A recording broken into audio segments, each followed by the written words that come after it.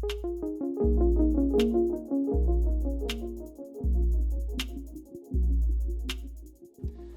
and welcome to this episode of OVPLT Talks. And I'm joined today by Dr. Ciara Staunton, Academic Operations Manager in ACE, and we'll talk a little bit about the nationally funded HCI Recognition of Prior Learning project. But before we get into that, Ciara, could you tell us maybe a little bit about yourself and your role in ACE? Certainly. Thank you very much for having me, Paul. My title is Academic Operations Manager. So essentially I lead a team of 22 unbelievable coordinators who run our bespoke programs across all the NFQ levels from level 6 to level 9, part-time basis for adult learners at UCC. Yeah, and I think, am I correct in saying you have about 60 academic programs in ACE at the moment, give or take? Easily, absolutely, yeah. And about 3,000 students who come through our doors every year through our short course series right through to the full level 9 masters. Do fantastic work in ACE. But we're here to talk about the HCI RPL project, but maybe just to start out with, what is Recognition of Prior Learning? What is RPL? Well, very simply put, RPL stands for the Recognition of Prior Learning, and that is learning in all its forms in every way that it has been achieved.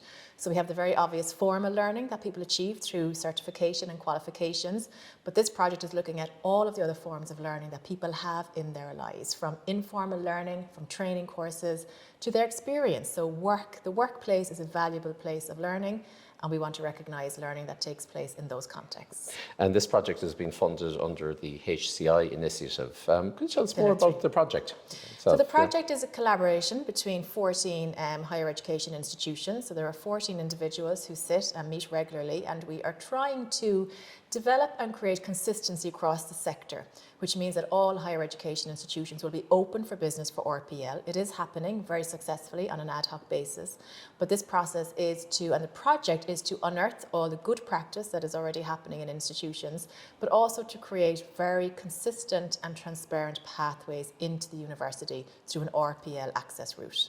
Very good. And in terms of UCC, where are we at now in terms of RPL, and where are we going?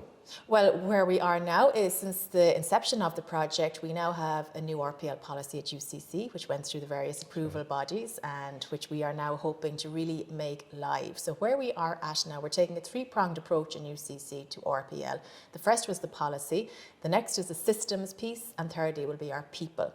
So we are currently working on our systems to ensure that RPL is embedded and captured within the relevant university systems, from our apply system to our student IT systems.